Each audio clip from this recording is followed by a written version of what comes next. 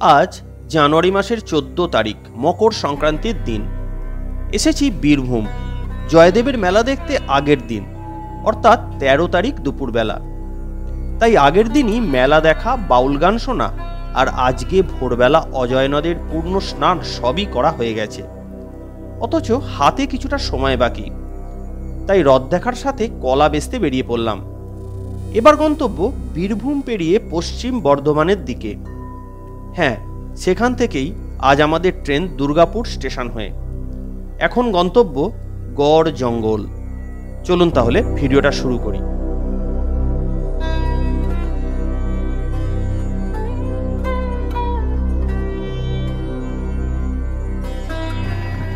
আমরা এখন গড় ফরেস্টের ভেতর দিয়ে যাচ্ছি, আর শ্যামারূপা মন্দির আমাদের ফার্স্ট ডেস্টিনেশন।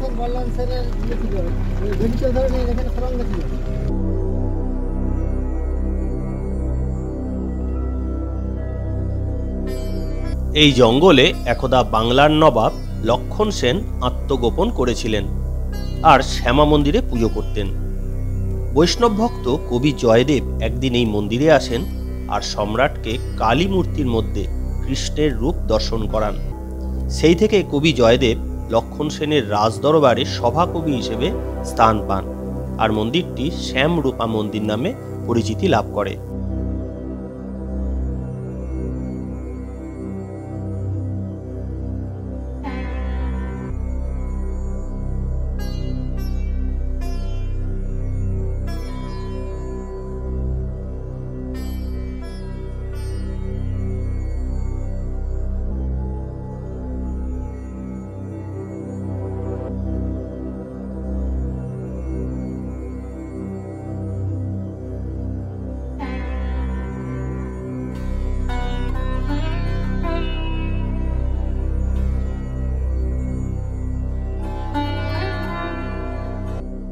মন্দিরের উঠোনেই দেখতে পাওয়া গেল বিরল এক উদ্ভিদের। পুরোহিত জানালেন এই গাছের নাম বন কুসুম। পুণ্যার্থীরা এই গাছের ডালেই তাদের মনস্কামনার ব্রত রাখেন।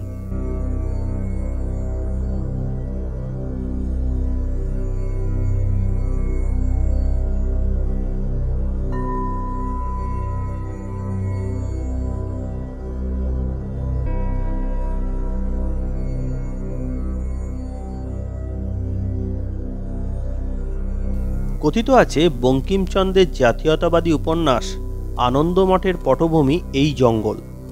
দেবী চৌধুরানী যে সুড়ঙ্গ ব্যবহার করতেন তা নাকি এই জঙ্গলের মধ্যে দিয়েই।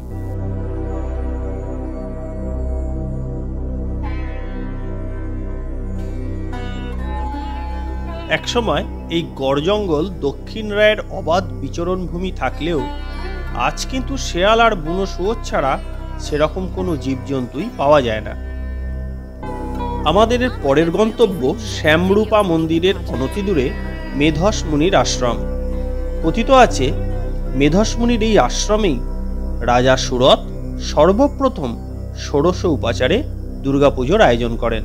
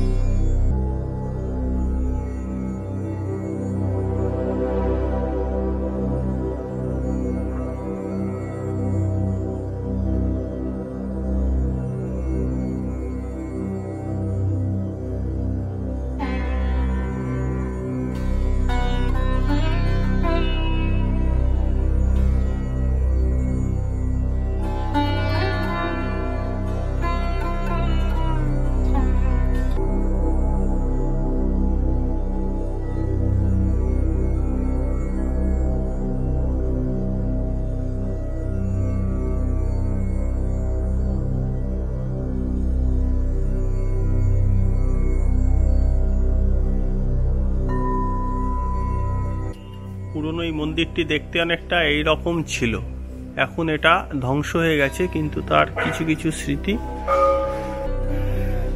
এই যে পিলার, এই দুটো সামনে পিলার অবশিষ্ট আছে, মন্দিরটা শেষ হয়ে গেছে। মানে মন্দিরটাকে গুটাগুটি খেয়ে নিয়েছে। ওই এই গাছটাই মন্দিরটাকে শেষ করে দিয়েছে। আগে মন্দিরটা ছিল, মন্দিরটা তো অ্যাকচুয়ালি আরো নিচে আছে। আরো নিচে আছে?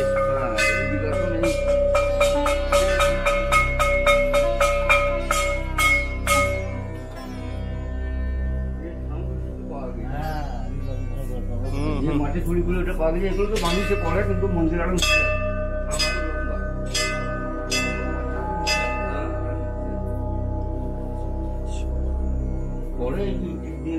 এগুলো ঠিকঠাক করা হয়েছে।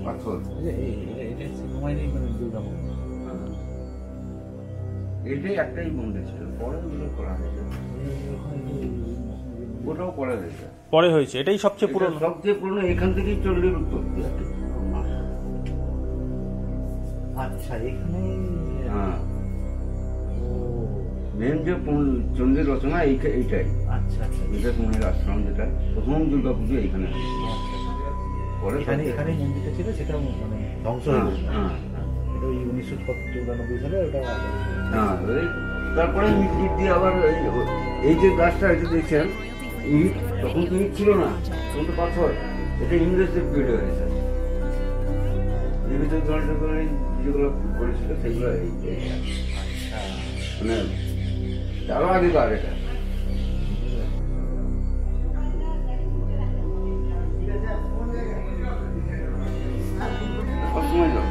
সবসময় জ্বলে।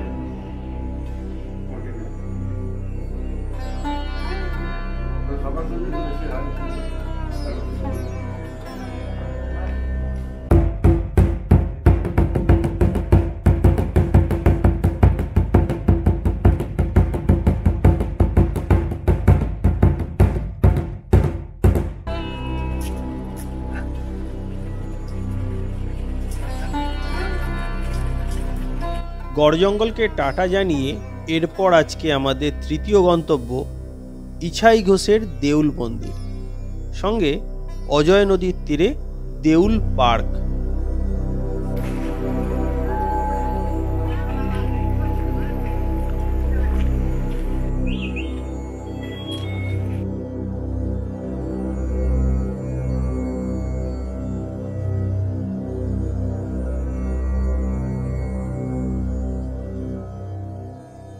কথিত আছে বর্ধমানের জমিদার ইছাই ঘোষ রেখাদেউল স্ট্রাকচারের এই মন্দিরটি নির্মাণ করেছিলেন।